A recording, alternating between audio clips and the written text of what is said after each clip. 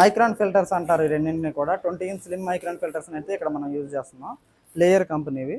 అయితే ఇవి కూడా ఏంటంటే ప్రతి 15 రోజులకు ఒకసారి కూడా మార్చుకోవాలి.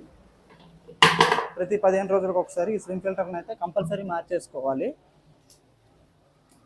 జాగ్రత్తగా ఇందులో పెట్టి కరెక్ట్గా కూర్చోబెట్టి వాసర్ నీట్గా ఎక్కించేసుకొని ఏదైతే ఉందో ఇక్కడ దానికి నీట్గా బిగించేసుకోవడం. Okay, done. అలాగే రెండో ఫిల్టర్ ఫస్ట్ అది అంటారు 5 మైక్రాన్ అంటారు దీని. అంటే 5 మైక్రాన్ కంటే పెద్దవి ఏవైనా పార్టికల్స్, ఇసుక కానీ ఎలక్ట్రిక్ ఏమన్నా అంటే డస్ట్ పార్టికల్ 5 మైక్రాన్ కంటే పెద్దవి ఏవైనా ఉంటే అవి ఇందులో ఉండిపోతాయి. ఉండి దీన్ని అంటే ఆ ఫిల్టర్ ఆ మైక్రాన్స్ మీద ఆపేస్తుంది.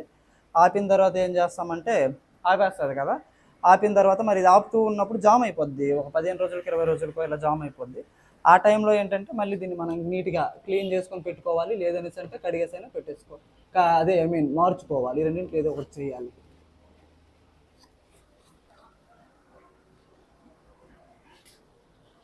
డన్.